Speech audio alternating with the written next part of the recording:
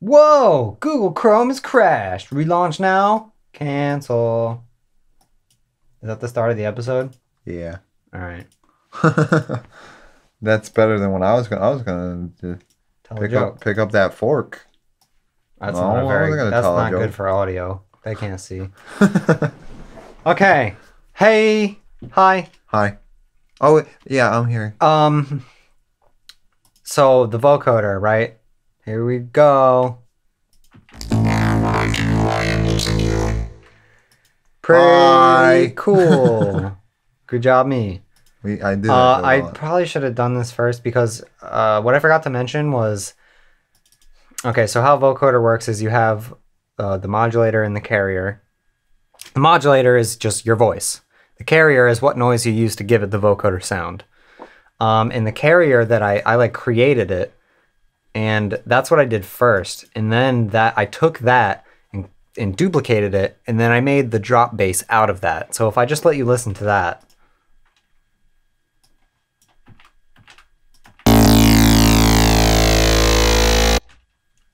Wow. Yeah. Damn. Yeah. So that's, I mean, I listened to that bass and I was like, that's really fucking good as just a bass. I should use that afterwards, and then that would also give it kind of a cohesive feel. Gotcha. So it inspired it. Yeah, exactly. Yeah, you really should have done it first. Well, what happened was here, let me open up this massive so you can just see. As you can see, it's the same three oscillators. The only difference is I have just kind of subtle LFOs to give it a little bit of movement. You can hear a little bit of movement in there. And this scrapyard is still in formant mode, right? But I didn't really move it too much, as you can see. When I move this intensity knob a whole bunch, here, let me turn this back on.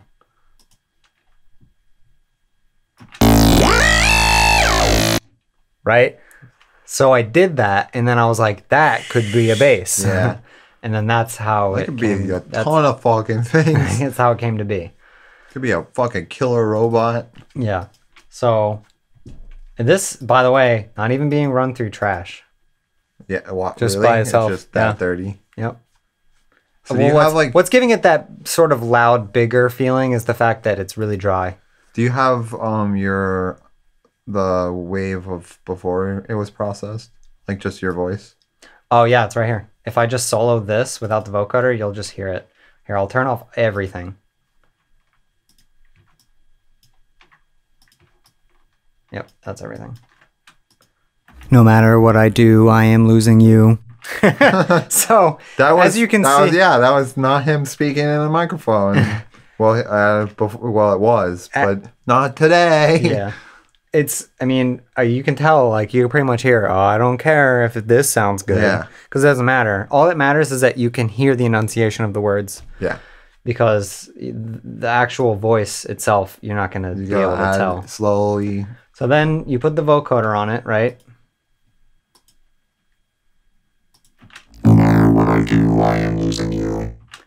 So that just kind of sounds like, okay, now it's vocoded, but it needed some help. So what I did was I did a pretty drastic EQ to really bump that higher end frequencies and also the low to make it sound more powerful. It's more metallic. I'll just kind of go up the list. Let's listen to that. No matter what I do, I am losing you. Mm-hmm. No matter what I do, I am losing you. No matter what I do, I am losing you. So that's really bringing out the harmonics of the carrier that's producing the actual vocoder sound. So that's that. Then I have it being run through a transient shaper, and this isn't necessarily something you really need to do. But what I did was I boost the shit out of the attack so that it would kind of have just a more percussive feel in the very beginning, because that's what it accentuates. Like right as I start talking, I just wanted it to sound, I don't know, more impact, I guess. I'll just hear. No matter what I do, I am losing you. No matter what I do, I am losing you. It's really subtle, but it kind of just like pushes it up a little more. And like I said, not necessarily something you need. And then I have a compressor to further accentuate the attack. As you can see, I have a long attack, so it's not gonna kick in for 40 milliseconds. So that very first part, it's gonna be accentuated. No matter what I do, I there's like a little buzzing sound. It's like almost if you look. And it's quieter as well, but yeah. And then trash to just distort it a little bit. I don't think it's too heavy here.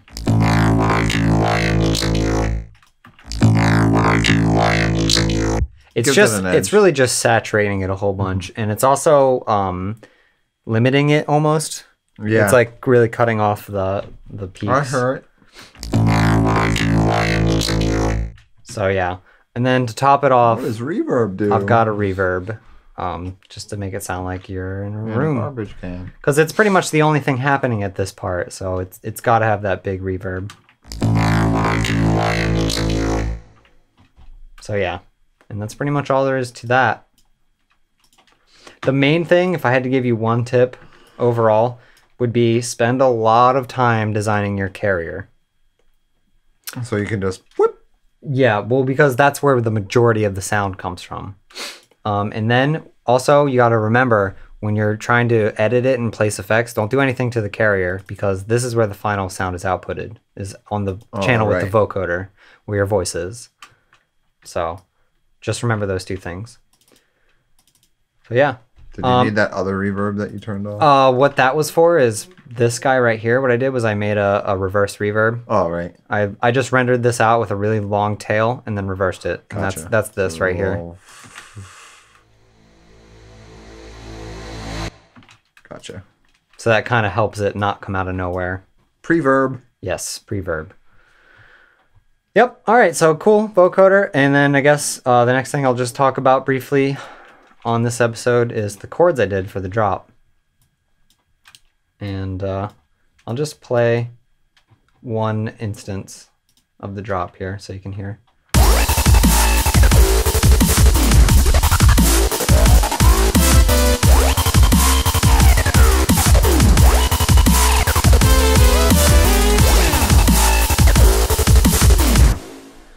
All right, so I just created these chords. Experimented is that a word? Pretty much. I wanted to make some weird sounding chords, like just, you know, not the standard, you know, root and fifth or root and seventh or whatever it may be. The triad. Yeah. So I'll just solo this one. And it's not too crazy or anything. And then I have the instrument from before, you know, the melodic one from the before drop. I have that just doing a singular note. I like that we don't know music theory, so you might have actually made a seventh. Well, yeah, there's probably a seventh in there. But it's not a triad. There's more. Yeah, there's more than just one note.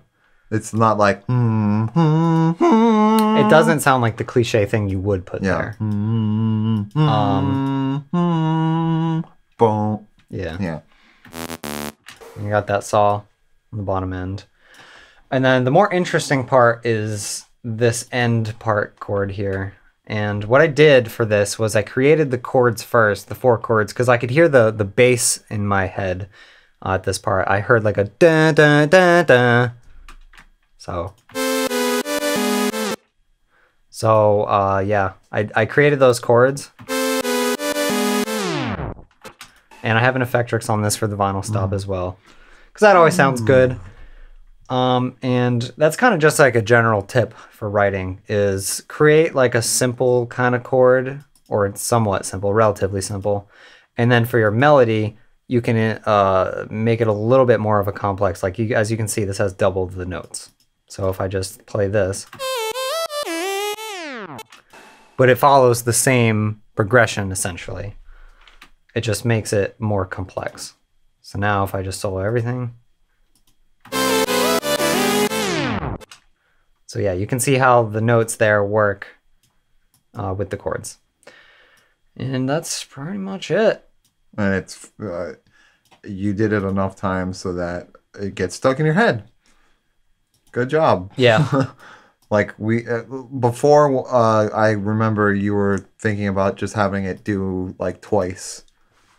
And then you're just like, oh, maybe I'll end it. And I don't know. I remember you talking about that. But yeah, what I originally had was this part playing, and then it ended here. where it did this last.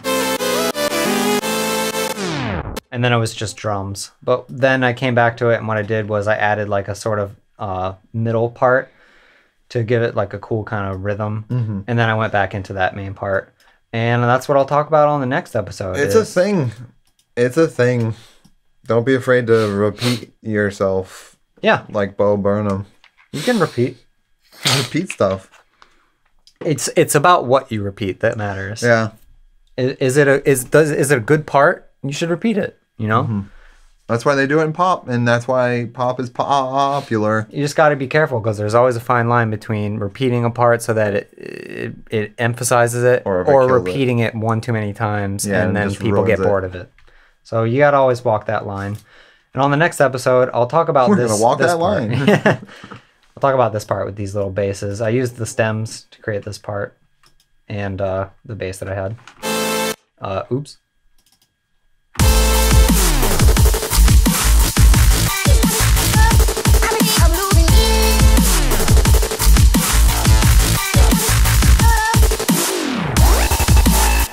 So yeah, I'll just kind of talk about my thought process on the next time and how I did it. Bye. Bye.